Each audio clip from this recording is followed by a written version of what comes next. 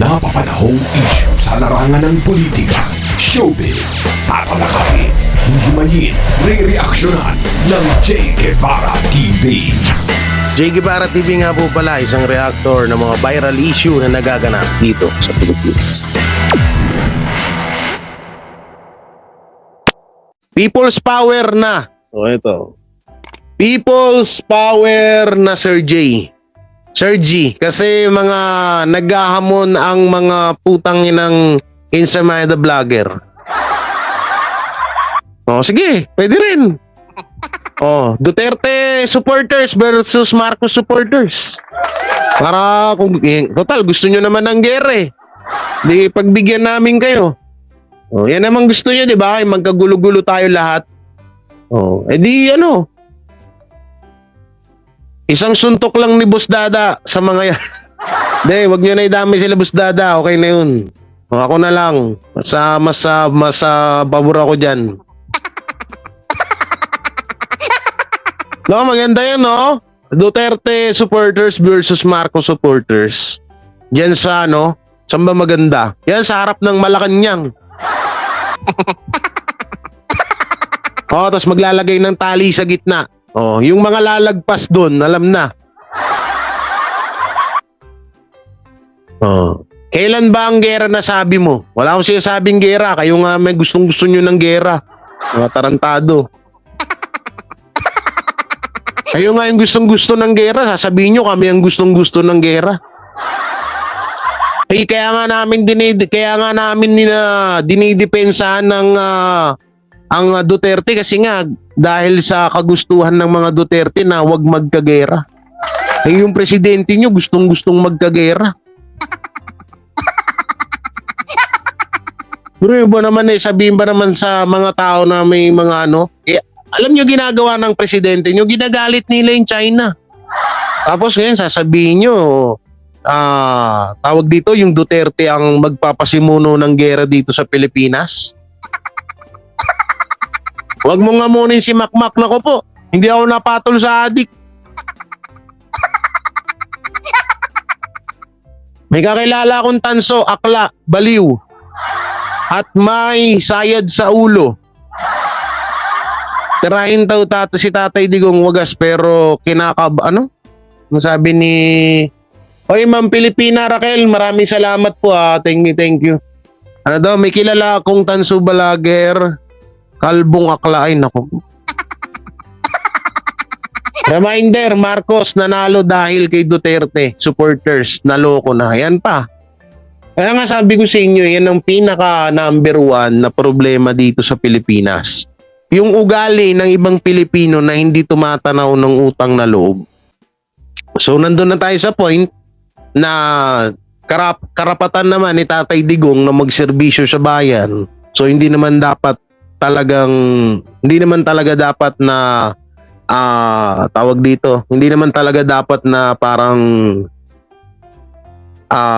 hihingiin ng mga Duterte yung utang na loob. Hindi naman ho ganun. Ang pinopoint ko kasi dito, kahit papano sana is makita natin or makita ng mga anti-Duterte yung mga nagawa ng Duterte.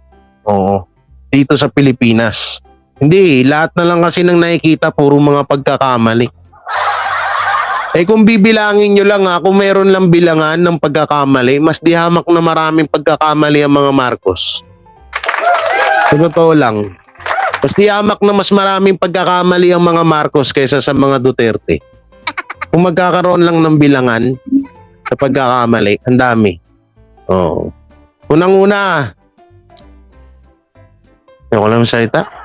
Hirap na baka magulgur tayo Buhay talaga dito sa Pinas, no? Daming mga troll, Daming mga troll, Puntang na, Hindi, mga 5 piraso lang siguro. Paulit-ulit lang naman yung pangalan, Daming mga troll, todo tanggol, Kasi ito yung mga gustong-gusto ng gera, Ito yung mga taong gustong-gusto ng gera,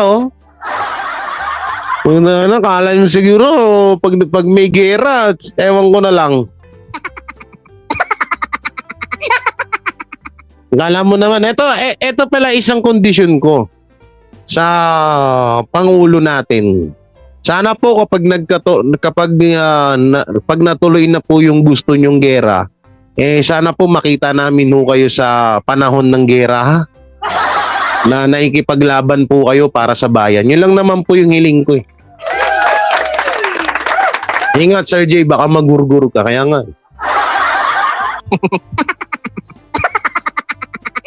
Oo nga, daming troll oh. Puta na, oh. Ang daming troll pero isang tao lang yan. Isang tao lang yan. Ang daming mga troll pero isang tao lang yung mga yan. So panoorin natin to.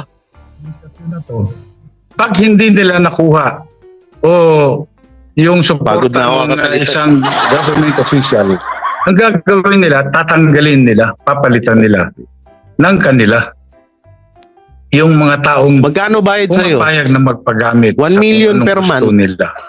Kung kayo pong tatanungin kung tama ho ba yung Tignan mo, may naging desisyon ni Governor pangpamasahe nga ako pa Ubahid Davao. na hindi bababa sa kabila ng suspension order?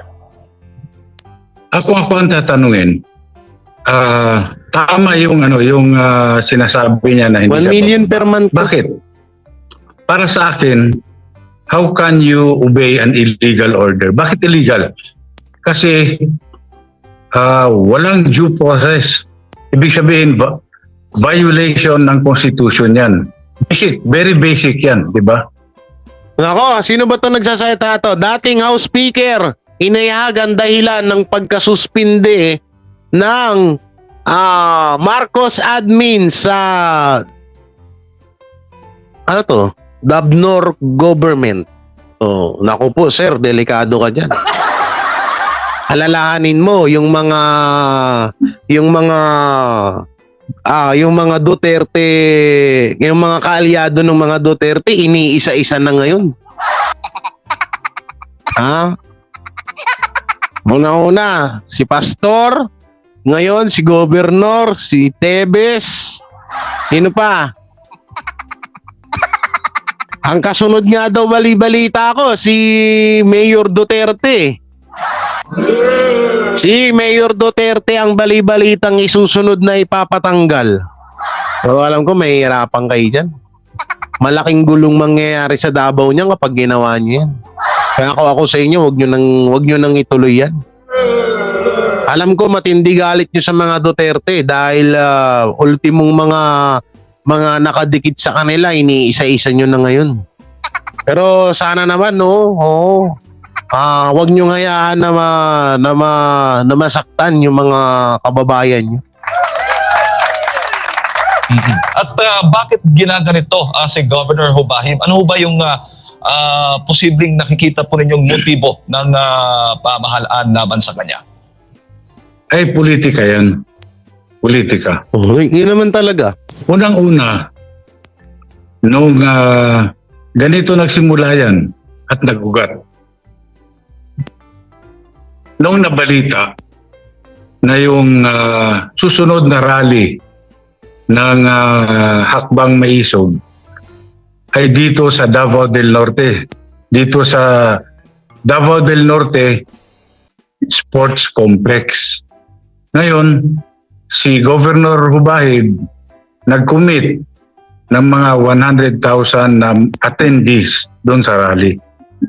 Ito naman, sa kadahilan ng yung mga supporters namin, sila ang nag-commit din sa amin na pupunta at dadalo doon sa rally. Bago mangyari ang suspension na yan, merong 2 emisaryo ang ipinadala ni Anton Lagdameo kay Governor Ubahid. O yan pa pala, si Bantag. Oo. Yan pa pala isa pang si Bantag pa, Boss J. Sinira nila kasi nandun yung lutuan ng source nila kasi tinik sa kanila si Bantag kaya sinisira nila. Tignan nyo ngayon ang Bilibid, puro kagaguhan ulit. Alam nyo nung panahon ni Bantag, yung mga nangyayari ngayon sa Bilibid, yung may mga, di ba nung nakaraan na balita na isang dalaw na babae na nahulihan ng ay pinagbabawal na gamot na nasa loob ng ari niya. Nabalitaan niyo po ba 'yon? Na ipinasok niya sa loob ng ari niya yung pinagbabawal na gamot. Oh, tingnan niyo, nangyayari ngayon 'yun. Pero dati wala namang ganun eh. Kaya nga sabi ko nga sa inyo, sinusunod-sunod na nga. No, kaya nga ito mapapansin nyo, bakit takot na takot ang media sa gobyerno?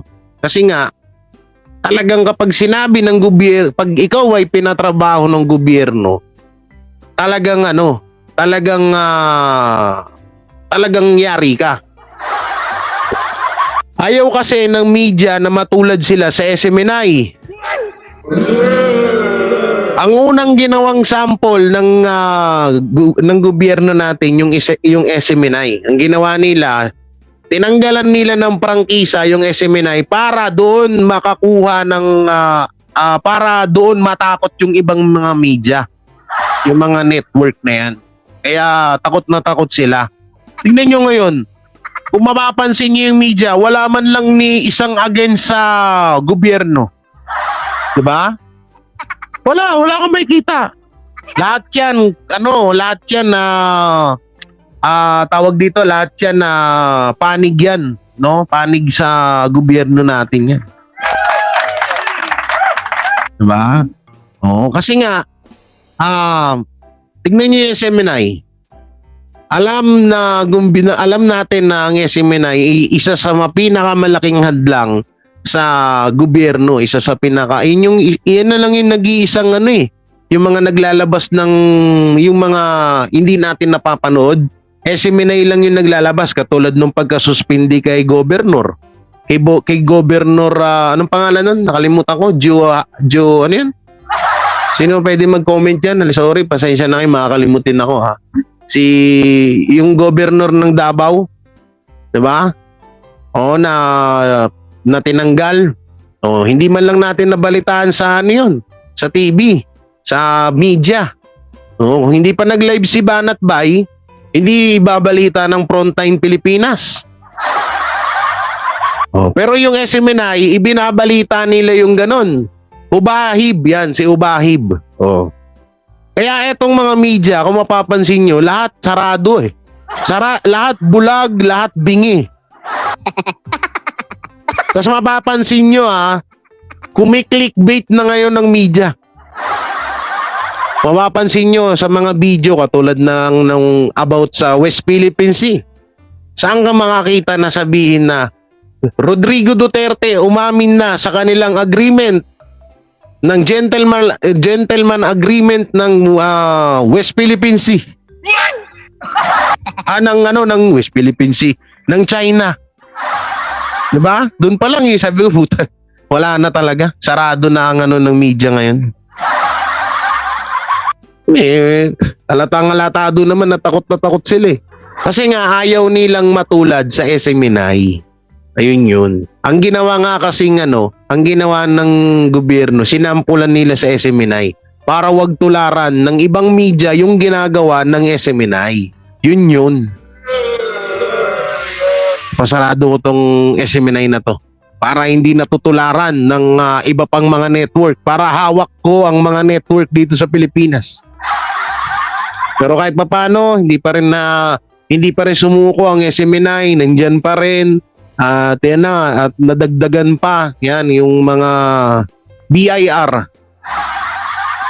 Nadagdagan pa ng Banateros, di ba?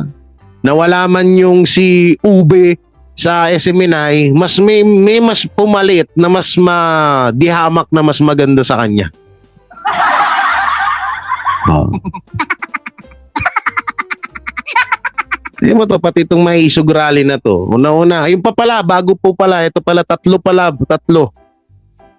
Tatlong ginawa ng anti-Duterte para mapigilan nitong maisog rally na to. Una, sinuspinde or tinanggal si Hubahib. No? Tama ba? Hubahib ba? Baka nagkakamali na naman tayo eh. Oh, Edwin Hubahib yan. No? So, unang-una, yun ang unang ginawang tawag dito, pangpukaw or pang takot sa mga tao yung pagsuspindi kay gobernador. Dahil diyan sa Maisog Rally. Pangalawa, yung sa Davao sa airport. Tapos itong pangatlo naman, yung about daw dun sa mga may mga mambubomba-bomba daw. Ay nako. Grabe nangyayari ngayon. Para mapagtakpan yung dapat trabahuin, ang ginagawa, galing din ng strategy ng gobyerno natin, no? Ginawa nilang strategy yung dapat mag-focus lang ang attention ng mga Pilipino sa mga Duterte. Huwag doon sa mga pinangako ni Pareng Bongbong. Hindi talaga tatagal, magkakasulian talaga kami ng kandila nitong mga kumare ko. Oo, hindi magtatagal, magsusulian talaga kami ng kandila. Kinakausap siya, kung pwede, huwag ituloy ang rally na nakaschedule ng April 14 dito sa Tagum City. Dahil daw mapapahiya siya, dahil alam niyang taga Davao del Norte siya, tapos siya ang SAP, kung tawagin, no? Special Assistant to the President. Sa tingin ko naman, Bakit ba kasi takot na takot sila na matuloy ang Maisog Rally na yan? Alam ko na. Hindi kaya dahil sa video? Hindi kaya may kakaabangan talaga tayo na malupit na didiskubrihan natin dyan sa Maisog Rally na yan? Kaya bakit takot na takot silang matuloy yan? No, mga ka-DDS, no, mga kabiyaya, hindi kaya baka may talagang matinding pasabog dyan sa Maisog Rally na yan? Kaya pilit na hinahadlangan ng mga anti-Duterte? Nakakapagtaka kasi una-una sa Davao lang naman gaganapin, hindi sa Maynila. Tapos isang prayer rally lang yun or tinatawag na parang pagpupulong lang naman. Diba? Walang pinagkaiba yan doon sa Bonifacio sa SMNI yung nagrally yung mga taga-suporta ni Pastor, di ba? Pero bakit takot na takot kayo? May iniiwasan ba kayo na hindi namin malaman? May iniiwasan ba kayo na malaman namin? Nagtataka lang po kami kasi bakit nyo po pinapatrabaho ang Maisog Rally na yan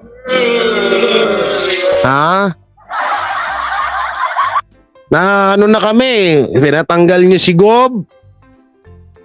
Ginawan nyo ng issue yung Davao Airport. Ngayon may pa-bam-bam squad na kayo. May mga trahedya na kayong nalalaman. Ika dun sa mga tansu vlogger nyo na ngayon naka-private na yung live. Hindi kaya may magiging malalang pasabog mamaya? Or kung kailan gaganapin yung Maisog Rally na yan? Na para wag namin malaman? Hindi kaya ganon? Kaya pilit nyo na iniiwas yung tao dyan? Kasi isipin nyo lang maigi mga ka-DDS, mga kabiyaya. Kung wala naman, parang natural lang na rally yan, bakit pilit na hinahadlangan? Bakit pilit na hinaharangan yung mga tao na wag pumunta?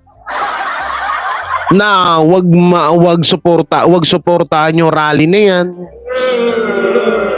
Ba't takot na takot kayo? Anong meron? Anong meron?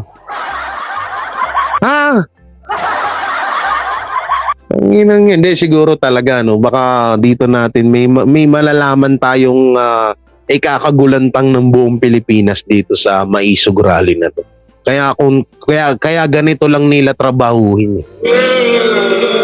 Baka may talagang may magiging pasabog. Hindi kaya biglang ma-play yung video dun sa screen? Ayun ba yung kinakatakot ng lahat? Kung meron mang video na yan. Punyeta kasi yung video na yan eh. Dapat kasi tagal nang nilabas niyan eh. At ngayong pabitin-bitin pa kasi. Kaya tuloy yung mga anti-Duterte natataranta ngayon eh. Dahil dyan sa ano eh. Kasi baka mamaya may biglang mag-play ng video sa screen eh. Kaya tuloy yung mga ano talagang natataranta ngayon. Kung ano ba yung gagawin nila.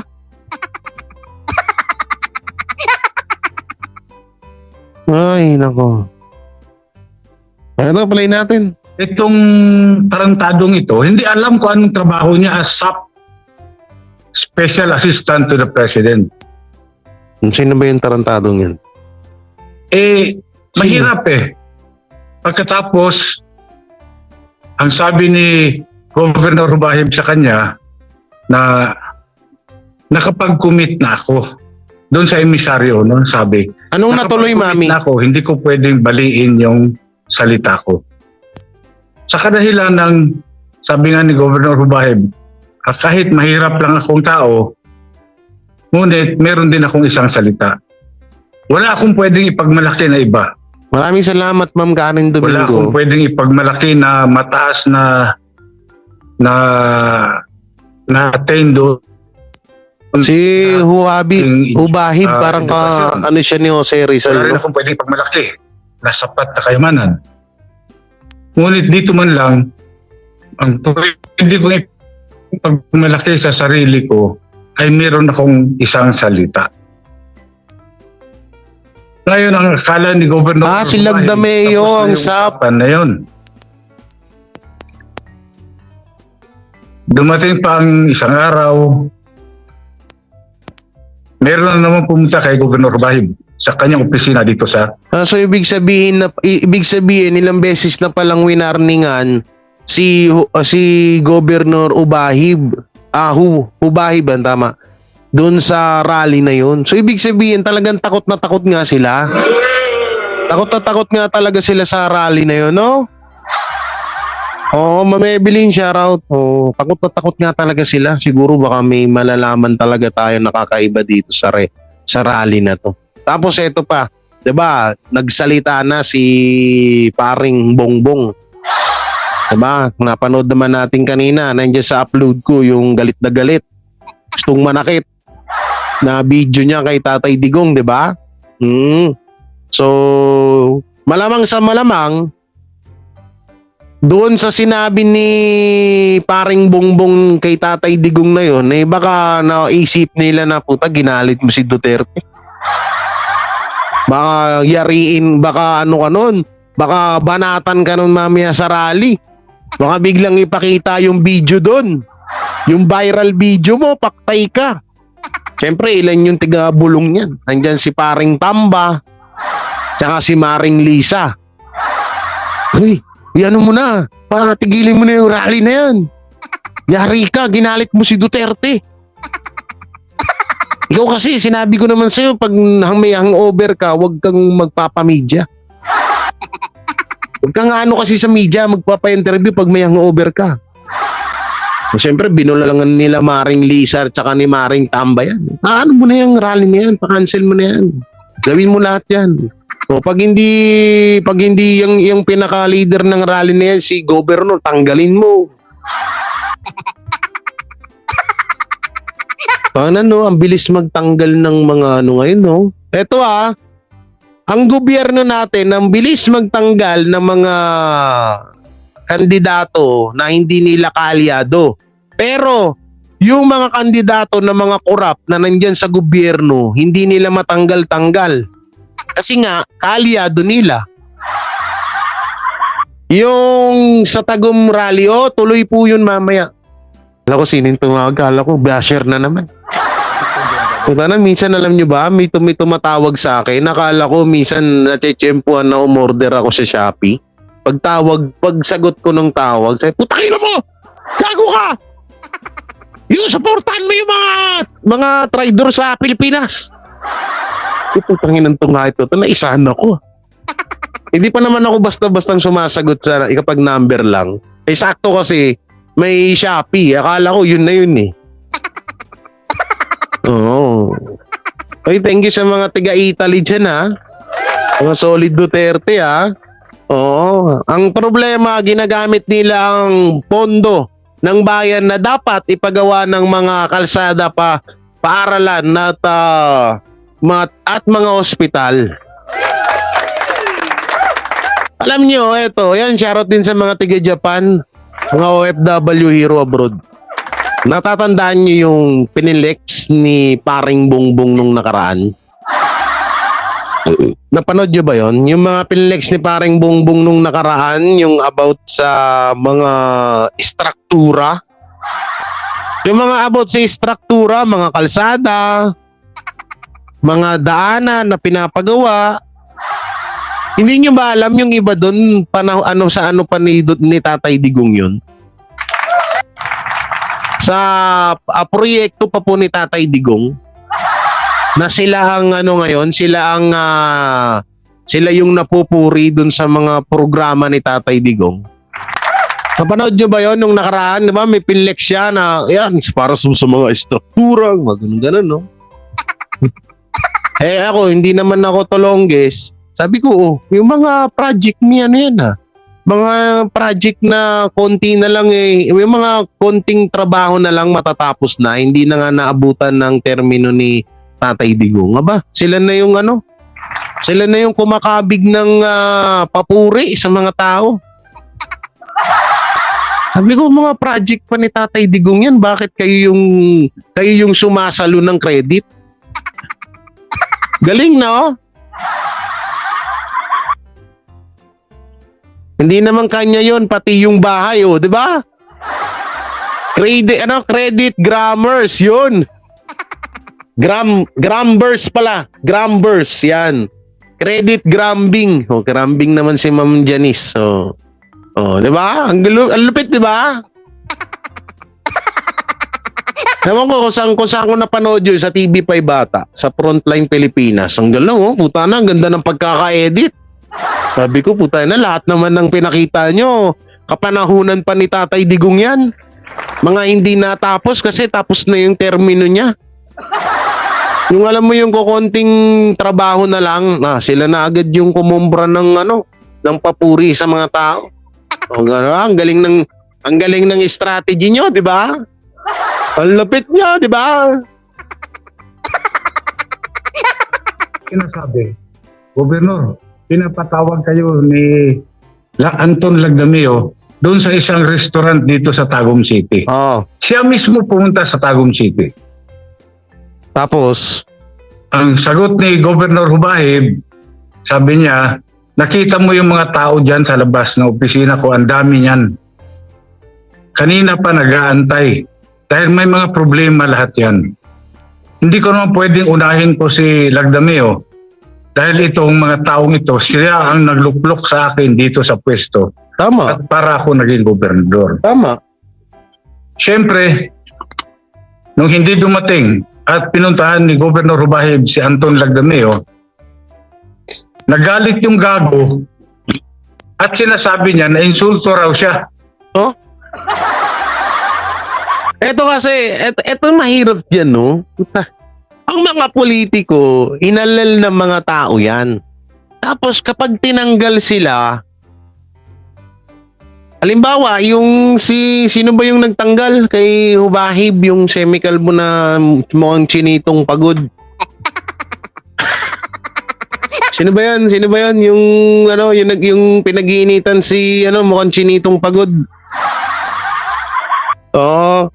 Biruin mo yung Abalos. Si Abalos ba yon? Hindi, yung yung chinito. So yun yung tao yung naghalal dyan kay Hubahib.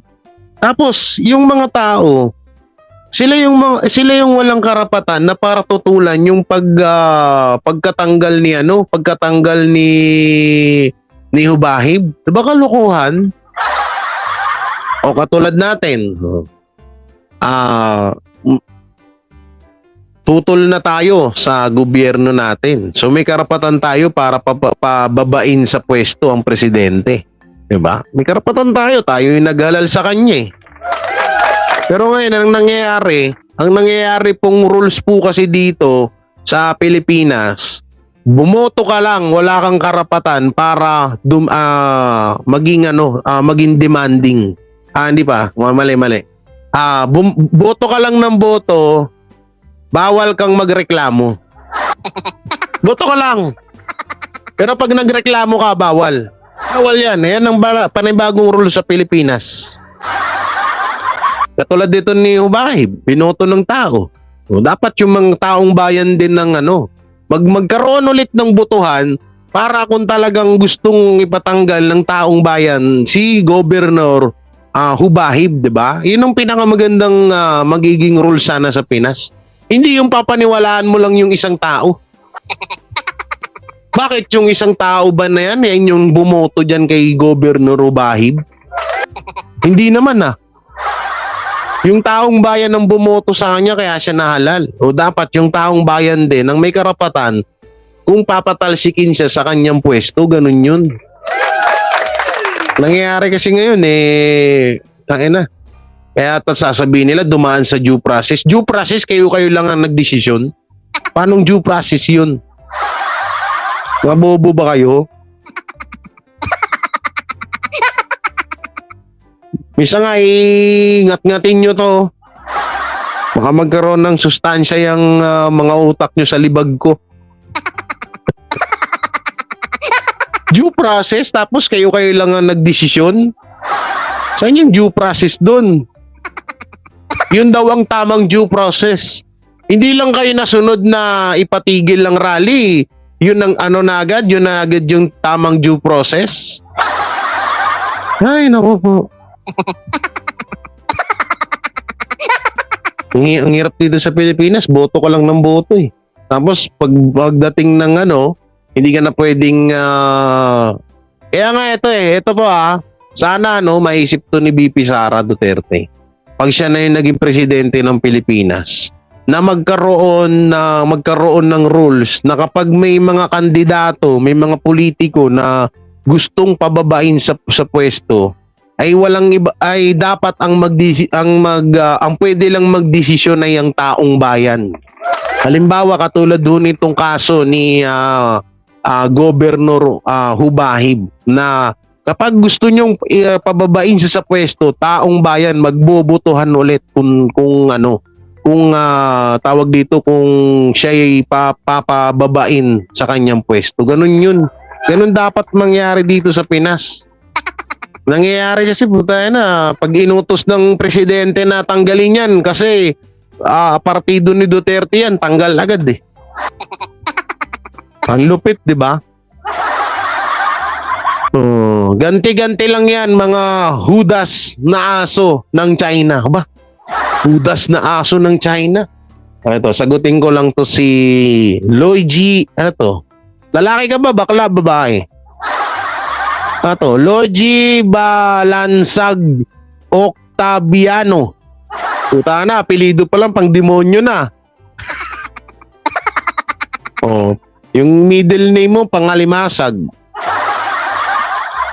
Yung last name mo, pang Octopus. Octaviano. Alam niyo ba meaning ng Octaviano sa Greek? Nasa nasa Greek Greek mythology ba yun? O yung Octaviano na yan? Isang halimaw yan. Tapos kami pa sasabihin mong aso.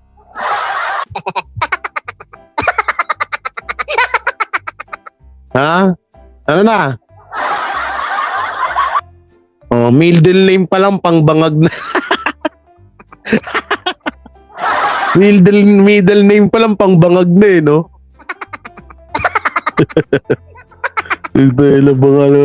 Mukha mo pa lang, na-delete ka tuloy. Ay, kawawa naman, na-delete yung chat. Hindi nakabawi. Hindi nakabawi si Logi. Balansag. Munti ka na maging kalasag Kawawa naman. Hindi na kamawi. Nilait-lait yung apelido niya pero walang bawi. Ay, naku po. Ako magpapakamatay na lang ako. Ako magbibigti na lang ako. Nilait yung apelido ko tapos di ako nakabawi. Biglang, happy condolence, Luigi. RIP RIP. Octaviano, advice. Ano, advice yan. Anong advice? Anong advice? Wait lang, nawawala yung ano natin. Nag-i-stuck yung chat natin yun. Nawawa naman. Biglang nawala. Hindi na nakabawi. Walang opisyal na permiso at hindi lehitimo ang 8 protocol plate. Ayon kay House Secretary General Reginald Velasco, sa ilalim ni Speaker Martin Romualdez, walang pinahihintulutang gumamit ng official plates para sa mga sasakyan ng House members ng 19th Congress. Ginawa nito ang pahayag matapos na mahuli ng mga otoridad ang mga sasakyang may 7 at 8 protocol license plates sa EDSA busway kamakailan. Dagdag pa ni Velasco. Wait. Parang parang may nararamdaman akong kakaiba. Hindi kaya propaganda na naman to? Hindi kaya pang ano na naman to, pang pasimpati? Ha? Pang mind conditioning, sympathy sa mga tao? Kasi isipin nyo yung mga plakang ganyan, yung mga number 1, number 7, number 8, matagal na yan eh. Bakit sinabi dito ni Romualdez na hindi niya daw hinintulutan? Nanay, kung kailan ka magde-decide na hindi mo pinapahintulutan, kung kailang nag-viral na nahuli? Galing Ang galing. May kasunduan sa pagitan ng House of Representatives at Metropolitan Manila Development Authority kung saan sisitahin ang mga driver na gumagamit ng 8 protocol plates at kukumpiskahin ng plaka. Anya, hindi dapat konsintihin ang hindi otorisado at legal na paggamit ng special plates. Itinuturing din anyang banta ito sa safety ng publiko at pinapawalang halaga ang vehicle registration system. Sa uli, inaasahan naman ng House officials sa lahat ng miyembro ng Kamara de Representantes ang pagsunod sa batas. Kamakailan, naglabas ng paalaala si Pangulong Ferdinand Marcos Jr. sa mga opisyal ng pamahalaan na sundin ang batas trapiko at ipinag-utos ding limitahan ang issuance o paglalabas ng protocol license plates upang maiwasan ang pag-abuso. Rosa Licoz, UNTV News and Rescue. Iwasan ng pag-abuso. Di wow! Ang tagal-tagal na yan. Ngayon nyo lang inaksyonan. 2 taon na kayo. Council. 2 taon na kayo sa pagiging presidente. Ngayon nyo lang na inaksyonan yung mga ganyan. Ano kaya yun? Eto pa Yung about sa buying price ng NFA rice, itinaas upang madagdagan ng buffer stock. Itinaas na ng National Food Authority ang buying price para sa NFA rice sa layuning madagdagan ang buffer stock nito. Ayon kay Department of Agriculture Assistant Secretary Arnel de Mesa, aprobado na ng NFA Council ang pagtataas ng buying price ng NFA rice mula sa kasalukuyang 16 hanggang 19 pesos per kilo na buying price ng sariwang palay. Itinaas na ito ng NFA sa 17 hanggang 23 pesos per kilo, habang magiging 23 hanggang 30 pesos per kilo na ang presyo ng dry and clean na palay. Panginan yan. Tara, alis na tayo dito sa Pinas. Walang mangyayari sa buhay natin dito.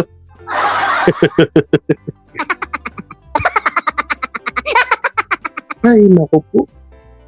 Tinaasan nga yung palay, minahalan naman pagdating sa bigas.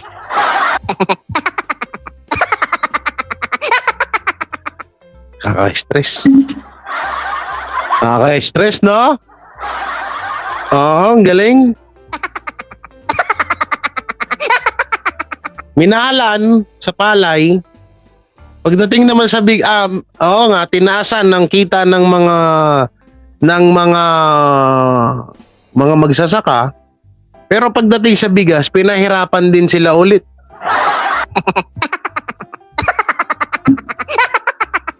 Sa kasalukuyang 19 hanggang 23 pesos per kilo.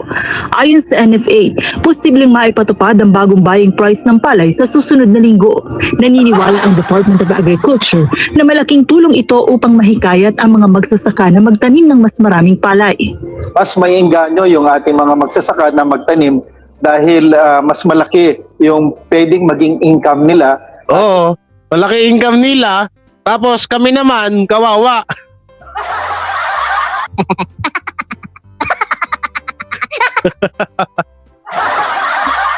Sabi ni Danilo, kuda ka ng kuda, lumayas ka na sa Pinas, ikaw naman bugok. Kahit sino maging presidente, mahirap pa rin tayo, bugok. Mahirap pa rin tayo. Baka ikaw lang naghihirap dahil tamad ka, gago.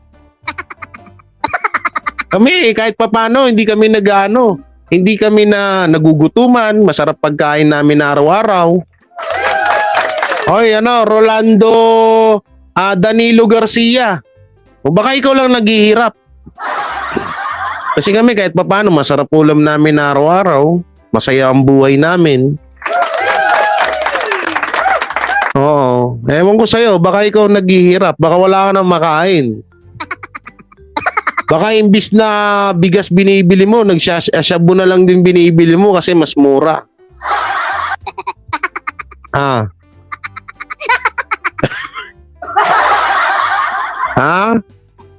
So tayo na tingnan mo nga katawan ko kung naghihirap ako. No, tingnan mo ha. Pakitaan kita ng abs. Abs tulot. Ha? Kita mo ba yan? Ha?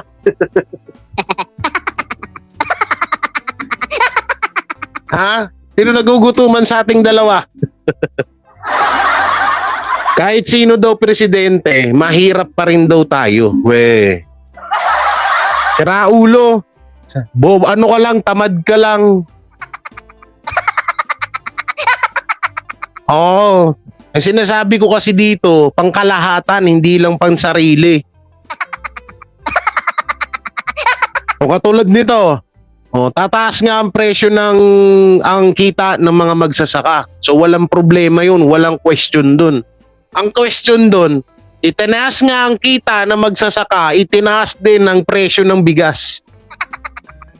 Eh di useless pa rin, di ba? Ang masama pa nito na hindi binabalita sa media kung magkano ang tinaas ng mga tawag dito ng mga vitamins or ano man tawag doon sa mga pang-spray ng palay. Baka mamaya yan, tinaas nga ang presyo ng palay para sa mga magsasaka.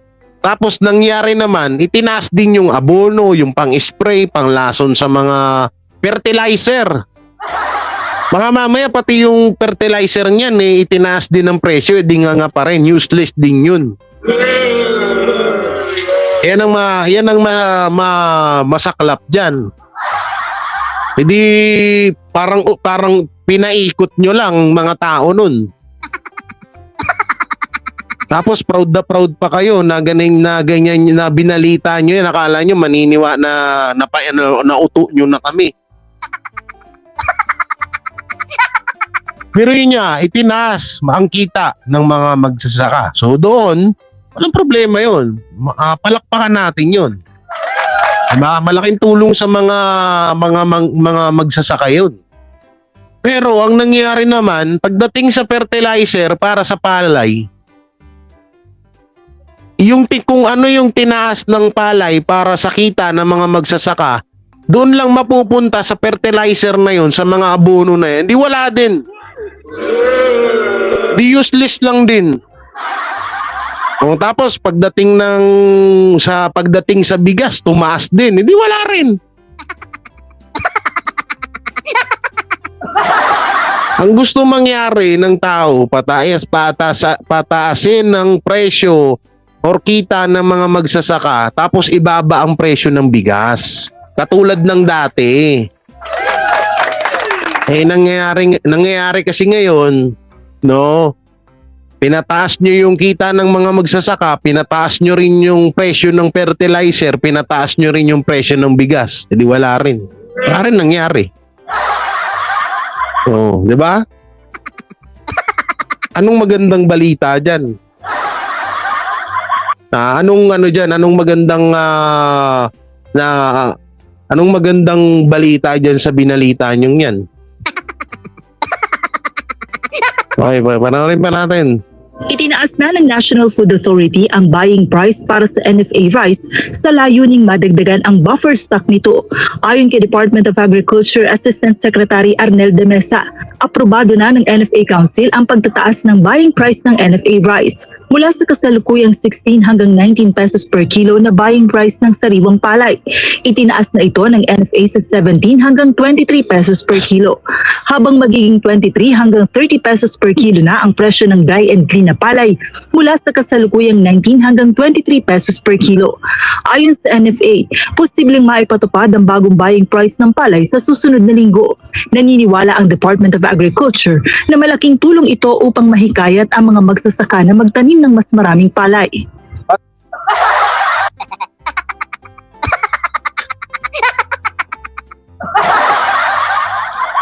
Pero sana naman, pero sana naman po ibaba nyo rin yung presyo ng fertilizer. Para kung gusto nyo lang naman na maganda yung income ng mga magsasaka, ibaba nyo yung presyo ng fertilizer. Kahit doon na lang sana, kahit wag na sa bigas. Kahit doon na lang sana sa mga ginagastos ng mga magsasaka doon sa kanilang palay. Wala din kasi, magiging useless din lang po yan. Tinaas nyo nga ang presyo ng palay, mas mataas naman yung presyo ng fertilizer, di wala din kwenta yung ginawa nyong yun.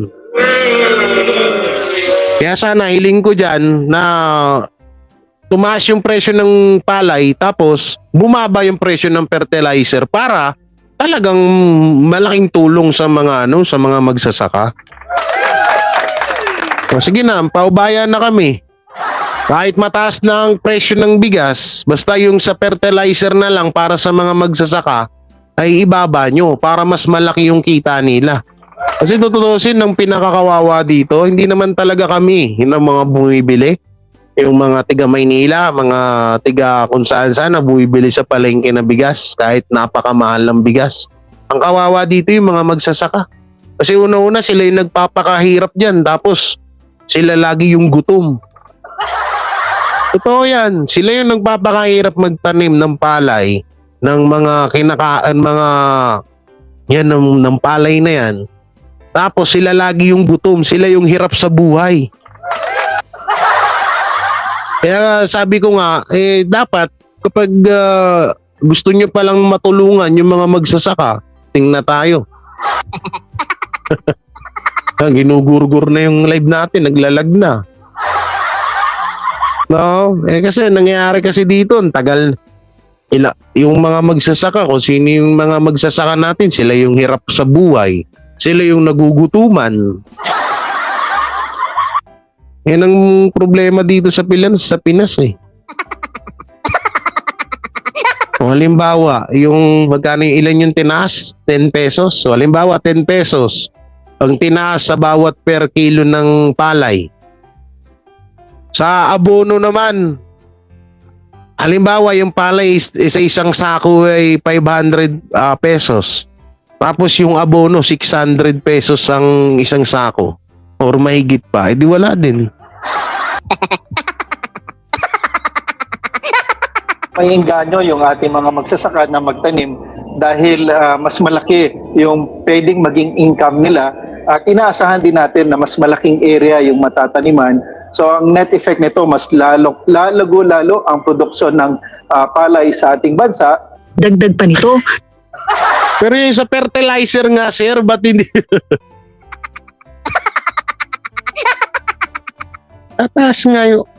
Nataas nga kita nila. Ngayon tanong, saan mapupunta yung kita nila? Sa bulsa ba nila o doon sa fertilizer para sa palay? Saan ho ba? Kasi dapat may good news kayo eh. O ganito, nga eto na may engganyo yung mga magsasaka kasi tumaas yung presyo ng palay. Tapos ang pinakamaganda pa nito ay mababa na rin ang presyo ng fertilizer. Ganun yun. Ay, nako po. Kailangan ng karagdagang buffer stock ng NFA rice. Lalo 3 linggo na lamang ay matatapos na ang anihan at inaasahan rin ang pagpasok ng La Nina. Nauna nang sinabi ng Pag-asa na maaaring magsimula ang La Nina sa Pilipinas pagsapit ng buwan ng Hunyo. Ay, salamat magkakaulan na makakatulog na ako. Mawawala na yung eye bag ko sa mata. Dito, guys, kaya hindi ako nakakatulog kasi ano talaga ako, lagkitin. Kunting kibot, pawisan ako. Ngayon puro pawis na ako kahit nakatapat ako sa electric fan sa sobrang init. Kaya hindi ako nakakatulog. Ay, salamat hulan na sa wakas.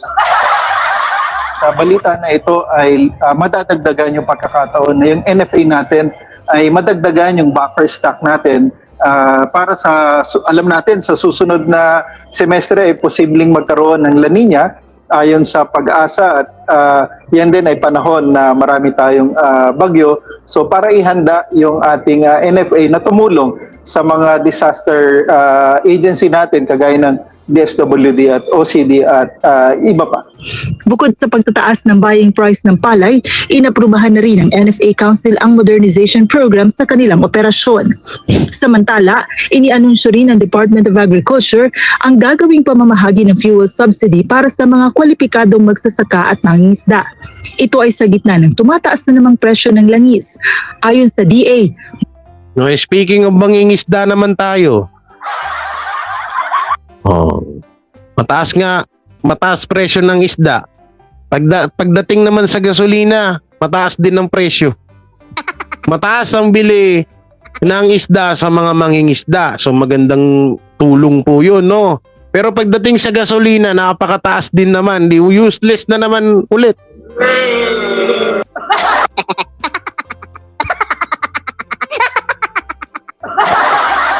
ang halos 500 million pesos na pondo para sa fuel subsidy na ibibigay para sa mga magsasaka at mangingisda. It is a one-time assistance Sana. para nga tumulong dito sa pagtaas ng presyo ng gasolina. Ito ay para doon sa mga may-ari ng makinarya na RSBSA registered. Doon naman sa mga mangingisda, hindi tataas sa 3 metric tons yung tonnage ng kanilang bangka. Sa ngayon ay isinasapinalpa ng DA ang guidelines bago masimulan ang distribusyon ng subsidiya. Joanna, Ay, naku po. Ano ba naman itong mga balitang to? Nakakayamot.